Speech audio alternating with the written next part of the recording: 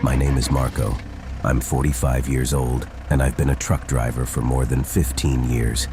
That night I wasn't tired, not at all. I was sharp, focused, completely awake. I had just left a small gas station after a short break. My coffee was still hot beside me.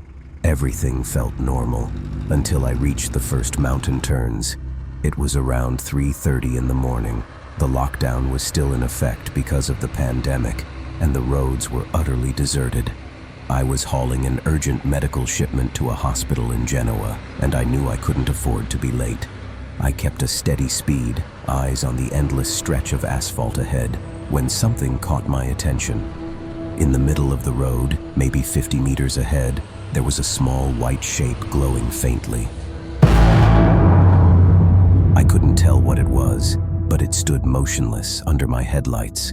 As I got closer, its outline became clearer, then began to fade, until it vanished completely. I told myself it was just fog, or maybe a trick of the light. I pressed the gas and kept driving. 2 minutes later, the same thing appeared again. Same spot, same glow. But this time, as I approached, the shape took form. It was a child. Can you imagine? A child standing alone in the middle of a mountain road at this hour. He didn't move. He just stared straight at me. In a rush of shock and fear, I slammed the brakes, too late. The truck jolted hard, like I'd hit something solid. I pulled over, grabbed my flashlight, and searched every inch of the road. No blood, no body, nothing. I swear I saw him. But where did he go? I got back in, locked the door, trying to convince myself I'd imagined it. Then, after a few minutes, I heard it. 3 heavy bangs on the rear of the truck, deliberate, violent.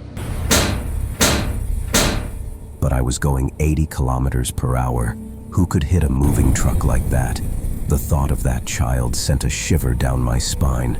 I stopped again, pulled over, and jumped out with my flashlight. I checked the sides, the trailer, the rear doors. Nothing. Silence. Not even the wind. I shouted into the dark, "Who's there? Are you messing with me?" No answer, only the cold, heavy silence of the mountains. I climbed back in and kept driving. Then, a loud crack against the driver's side window. I turned, and in the side mirror, I saw a small head clinging to the outside of the truck. It was smiling, a crooked, lifeless smile. Its eyes were pure black. I hit the brakes, jumped out, and ran to the back. Nothing again. But when I crouched to check under the rear wheels, I saw something that froze my blood.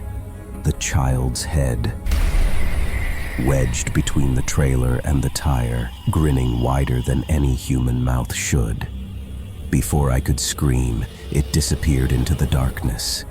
I stumbled back into the cab, slammed the doors shut, and floored the gas. The cab filled with noise, banging on the roof, soft footsteps, a low moan.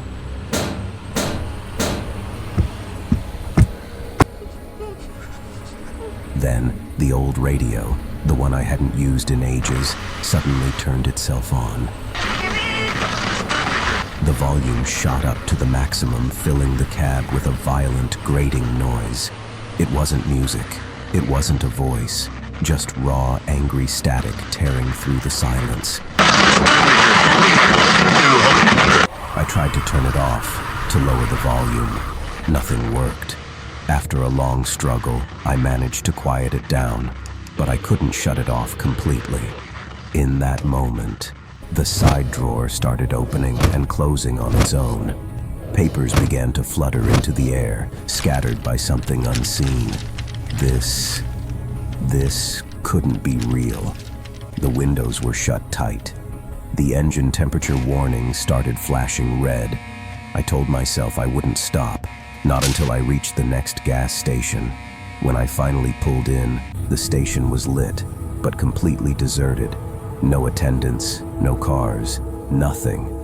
I opened the hood to check the engine, and it slammed shut, violently, like something had struck it from the inside. I stumbled back, gasping for air. Then I saw them, figures in white clothes on the other side of the road. They were walking slowly, but not on the ground. Their feet were floating above the pavement, silent, gliding toward the woods. I couldn't move. I just watched, frozen, until the first rays of dawn broke through the fog. Only then did the sounds stop. The silence returned. The engine cooled down, temperature back to normal.